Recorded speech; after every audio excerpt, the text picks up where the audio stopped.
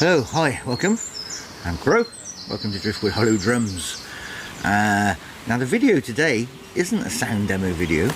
Now this is a drum it's not a drum I've been making, it's a video that I've been meaning to make for many years now. And the reason is that the primary first question that people want to ask me once they've bought a Shamanic Drum off me is, how do I look after it? How do I care for it? Do I tune it? Do I, can I hang it on a wall? Does it need to be kept in any particular certain way?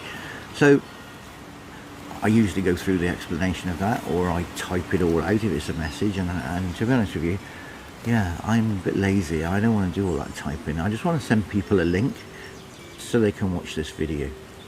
Now I'm probably going to put it down in the description on the video, a number that you can fast forward to on the timeline. Say, I don't know, just for example 5 minutes and 20 seconds. So you don't have to listen to all my rambling to get to the key point. And the key point of this video is going to be how you tune your drum. And I'm going to go into a bit more detail and tell you and explain a little bit about that. But there's more than that as well. There's also, how do I keep it safe? How do I transport it? Does it need any oil on the skin to keep it supple or anything like that? Primarily though, it's how do I tune it? How do I make sure, or what do I do if it gets too hot? What do I do if it gets too cold? And it isn't so much about temperature. It's more about humidity, but we're going to talk about that as well. I'm also going to give you some examples of how you can warm your drum and how you can cool your drum, or how you can dry your drum and wet your drum, because that's primarily what it is, and that's how you do it. We live in an age of consumerism and capitalism and purchasing and consume. And everything that nowadays that you tend to buy is mass produced in factories, automated, and it's chucked out, and loads of people buy it, they use it for a bit, they chuck it away. It's a throwaway society, and as a consequence, people aren't really used to going through a lot of process to care for and maintain their purchases and their possessions. But a Shamanic Drum falls into a category of an ancient artifact. It's a shamanic healing drum, handmade and crafted, and it was around, they've been around for so long, and not a lot has changed with them. They are wood and they are leather or skin, and that's about it. Both of those two things are organic. They both will absorb moisture and they'll give out moisture, so they will move. They move. They've got their own sort of ebb and flow. So that you need to be aware of that. So it's not a constant. So it's not something you can just pick off the shelf and start playing. It's got to be something that you connect with. You have a relationship with your Shamanic Drum, where you get to understand and know what your drum needs, to be able to get the best from it when you play. So all of these things need to be thought about and considered.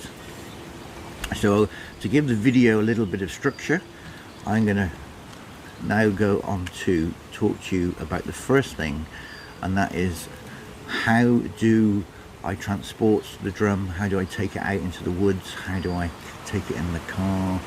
Do I need to have a bag? Does it have to be a special bag? When I've got it at home, do I need to keep it in that bag, or can I put it out on display? All of those questions in part one, which we're going to talk about next.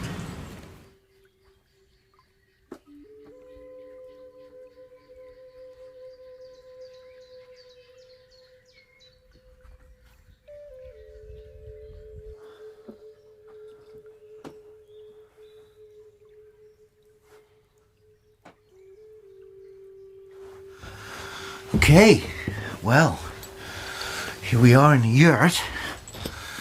Let's talk about how we keep our drum and store it and display it or transport it. So The main thing is to protect a protective barrier against the environment from any moisture, humidity, heat or cold, which could potentially damage our drum. You probably saw when I walked in, I was carrying this. So this is a drum bag that's made by Willow. It's one that she made for me, and I requested the Wunyo rune on the front, which is just rather beautiful with the moon and the tree, and it's a perfect thing to be able to transport it, take it into the woods, take it wherever. It's convenient, it's protective, it's very thick padded lid, flap here, and it's double lined as well. So that's the bag option. If you're lucky enough to have a sheepskin hanging around, perfect. And that's just going to offer it a lot of protection against the. I mean, it's great for if you're at home or if you're travelling, I suppose, and you're not using it. It's not very good for transporting it, but if you want to keep it protected in the car, for instance, on a journey, wrap it in a sheepskin. That's a great protection, an insulator against excessive heat, moisture. As I said earlier, a blanket from a charity shop or from the bottom of the blanket box, whatever, you can just use this to wrap it up. But you can also, I don't know whether we're getting this all in the picture, but if you lay it out like this, pop your drum on here and just roll it up.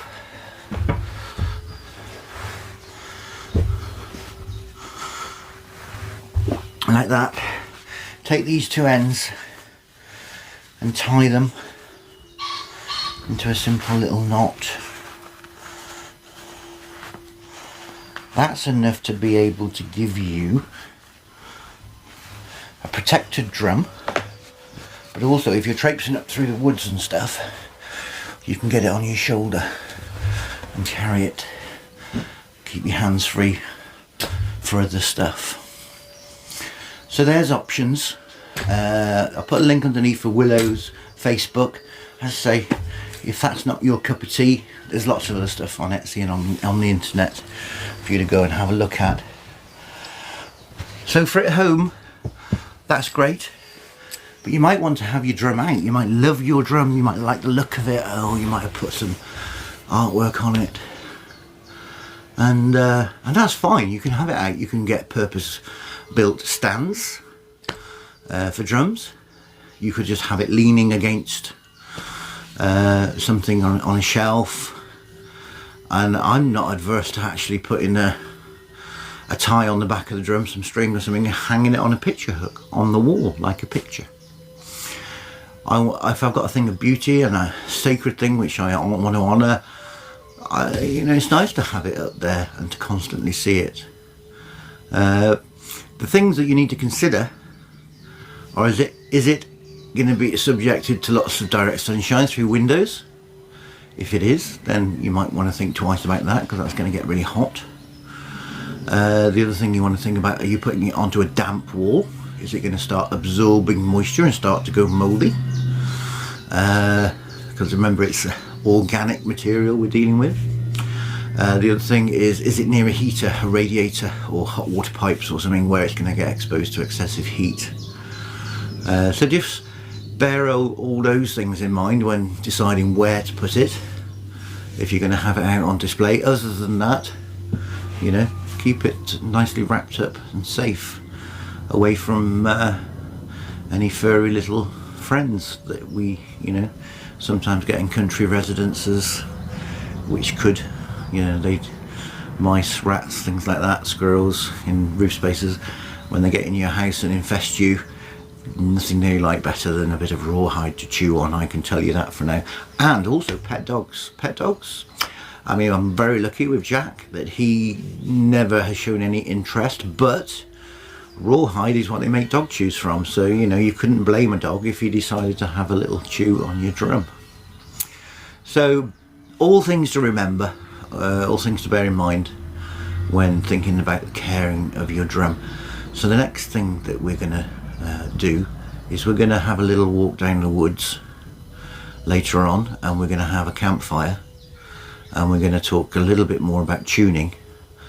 But when we're thinking of a heat source to warm our drums in the home, there are probably, you probably think, oh, I've got radiators, I've got no fire, or whatever, and it's sometimes very difficult to come up with solutions for heating and warming your drum if you're not used to engaging your brain in that particular way.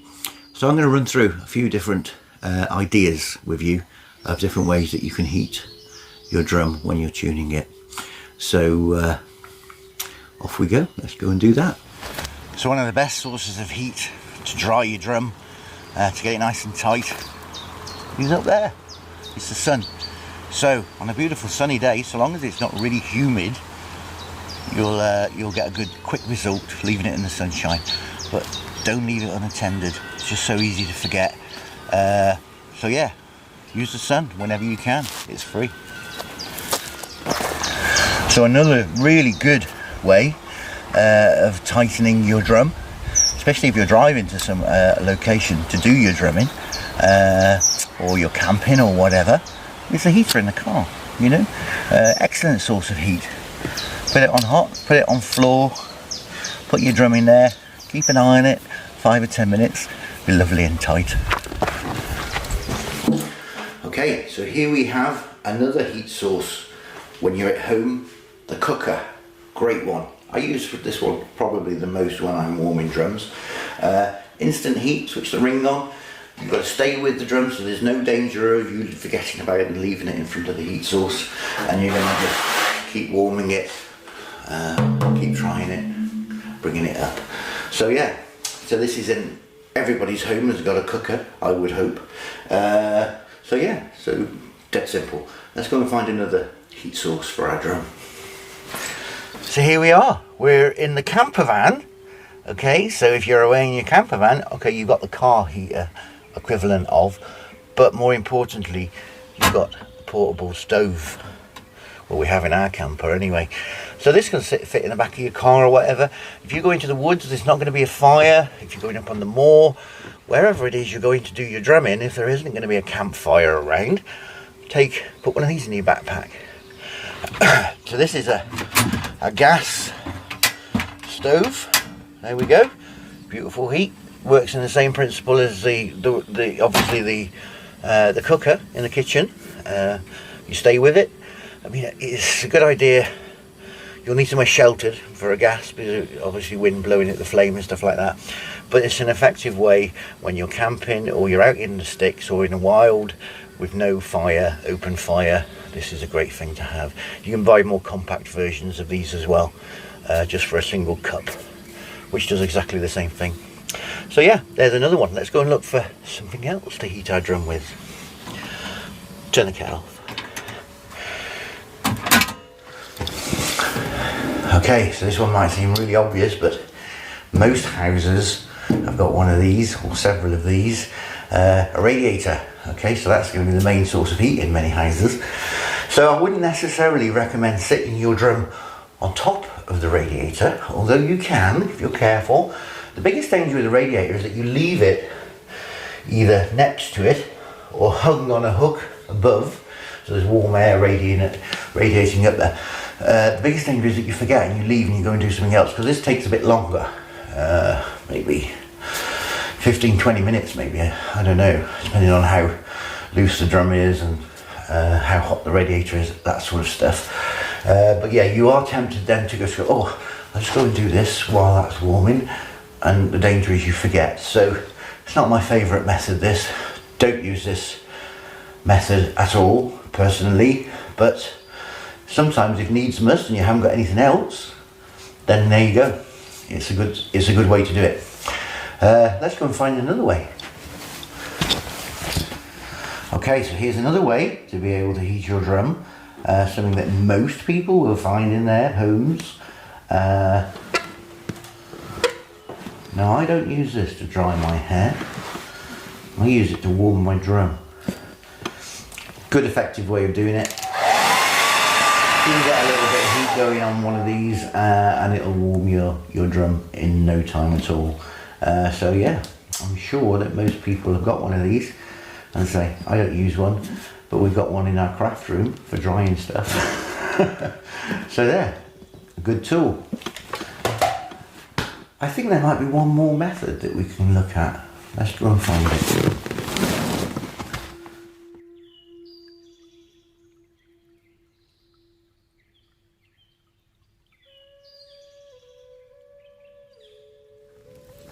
Okay, so here we are. We have the element of fire and we have the element of water. And those are the two things that we need to influence the tension and to tune our shamanic drum. So this drum, when it's in the house, and it's only been birthed for 2 weeks, but what I found with this drum is its natural tone, its natural tension is quite high pitched. Because it's a buffalo skin drum, and it's quite thin, and it's on a 16-inch frame. So I'm going to give it a little tap. Well, no, actually, before I give it a little tap, I'll just say that I have actually just pre-damped this with the water to bring its tone down. And then I'm going to demonstrate how we tune it up. And then once it's tuned up, I'm going to demonstrate how we tune it down again. So one thing I need to actually explain as well is the amount of time that this takes. It can take 2, 3, 4 minutes up to 20 minutes, depending on the thickness of your skin and the intensity of the heat or whatever. So a thinner skin will react more quickly than a thicker skin, which I suppose just makes sense really. So this being a thinner skin, it should react fairly quickly and come up. So I'm going to give it a tap. So bear in mind that I've damped this down a little bit.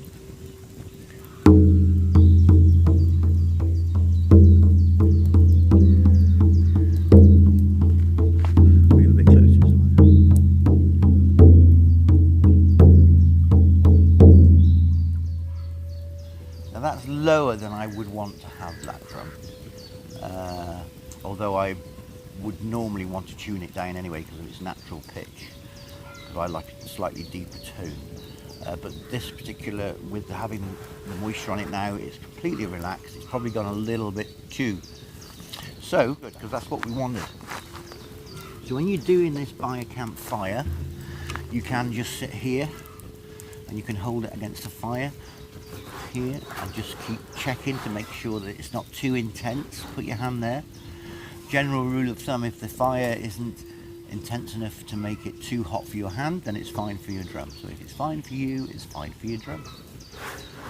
So I can start to feel that's getting warm now. It won't be long before this starts, the tone starts to come up. Now what happens is when you apply warmth, heat, the first thing that a drum does, it drops a little bit in tone, and it's almost like the moisture in the skin has been activated and it's started to change, it's starting to evaporate away, and in that process it sort of expands more and makes the drum go slightly deeper. But then very soon, I'm going to pull this away because it's starting to get rather hot. Very soon after that though, the pitch will start to rise. Now I'm thinking, so it's already come up considerably in tone. I don't know if you can hear.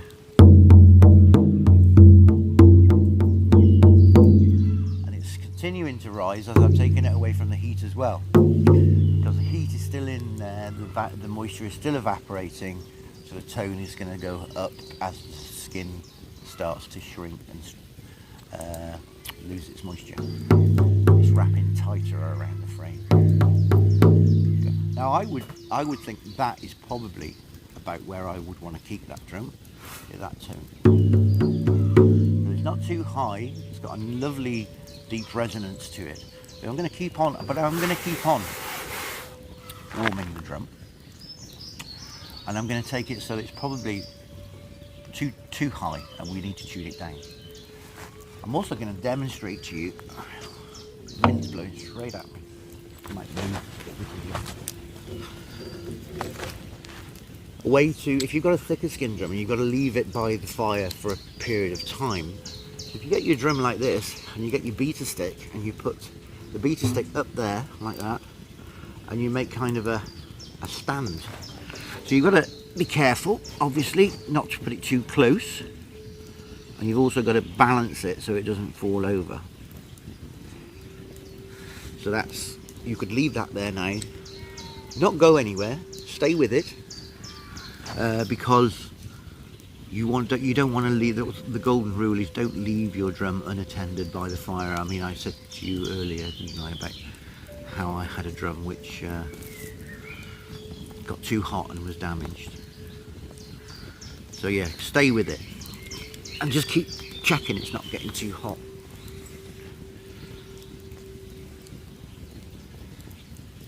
Okay, so that's, I'm going to just have a little listen now. It's coming up. It's not too tight yet though.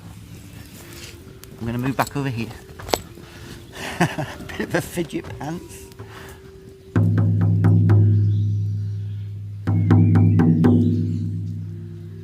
The fire's died down now, so I'm going to be a little bit closer to it.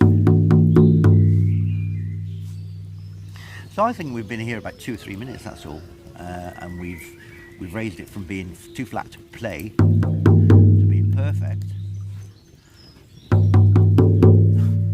But I want to take it up so it's too tight. Not too tight that it's going to damage it. I think a drum needs to be quite over tight to cause that damage, which is what happens when you just leave it in the back of a car or in the sunshine and forget about it, or in front of a fire. You see that's come up quite a lot now, and this is, it's now higher than it would be normally. It just standard temperature in the house.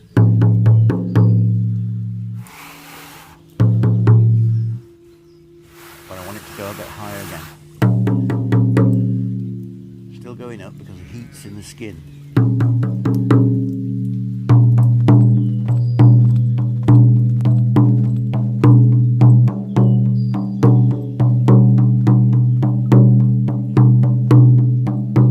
See, that might be the desirable tone that you're after, and that's great because it will stay at that tone for a considerable amount of time before it starts to relax back down to its, you know, equilibrium.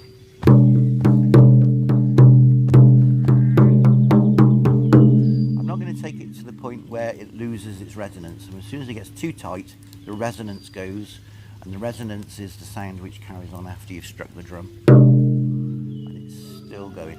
The microphone probably won't pick that up because it's very difficult to record resonance. But I'll tell you what, it's not far off getting too tight now. Okay, so it's starting to cool, and it is very, very tight. So we're going to bring in the element of water now.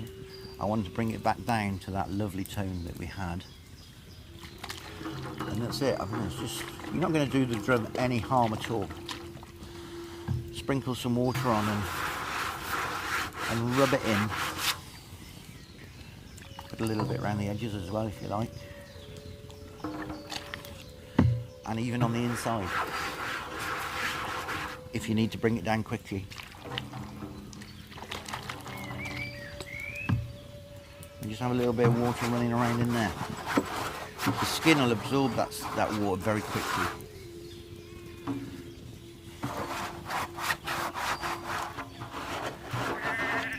So we'll move it away from the heat now and let that moisture do its job.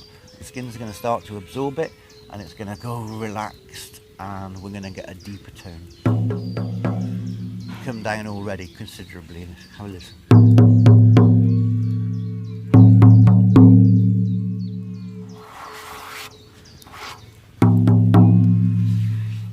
The thing is, we're treating it with the water like this. We're going to bring it down. but the water's going to sit on there maybe longer than we would like, and it might go too deep, in which case we'll have to bring it back up gently. So you do it in small increments to be able to get to your desired tone. And this is the thing about building a relationship with your own shamanic drum. You will get to know how quickly it tightens and tensions, the tone that you want to achieve, its tonal range before it gets too loose or too tight. You'll be able to gauge that. You'll have that relationship with your drum. See, that is just where I want it, that is. And there's still a little bit of moisture on the surface of the drum, not a lot. But it probably will continue, like the heat, the water's still there, so it's probably going to continue to get looser.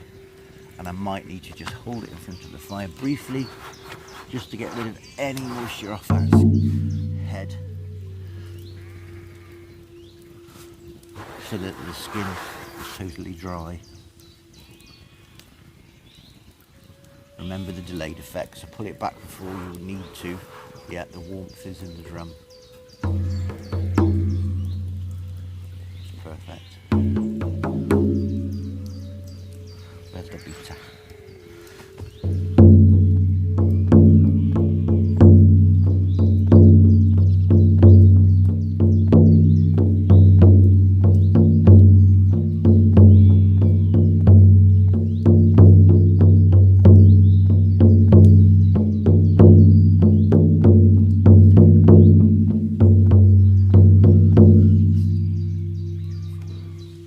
Okay, so you may be sat there watching this at home thinking, oh my goodness, what have I got myself into? All of this faffing around and it's time consuming before I even get to play. And that's okay. And if it isn't for you, then that's fine. It's perfectly okay. If you want to just play, pick a drum up and play the drum, then I would say that's fine. But don't buy a natural skin drum. Buy an artificial skin drum. Remo make a artificial shamanic drum called the buffalo drum. It's not made from buffalo skin, it's just called the buffalo drum. And they're a great alternative if you either are vegan and you don't want to use proper skin drums, or if you don't want to have the responsibility of this process before you play. But to me, the whole process enhances the experience of owning and playing and using the shamanic drum for healing and for journeying. It's going back to the old ways, and it's kind of nice. I kind of like it. So yeah, and you know, you get to sit in the woods by the fire if you're lucky. I think that more or less covers everything I wanted to cover in this video. I hope it's helped to explain the term tuning your shamanic drum. There aren't any keys to turn. Oh, getting smoke. Being cleansed. It is done with fire and water. And as you've seen earlier on, there are so many different heat sources when you start to think about it that you can use and utilise to make life easier. It doesn't have to be a campfire. So yeah, and I don't know about you, but I nearly always carry some water with me, so you've always got that opportunity, especially in the hotter weather, you know, to be able to cool your drum down. So the two golden rules: don't leave it in the tent on a sunny day, don't leave it in the back of the car on a sunny day, don't leave it out in the sun on a sunny day, and always stay with it when you're warming it, and you shouldn't go too far wrong. Good luck with your shamanic path and your shamanic drumming. I wish you lots of success, healing and love. Bye for now.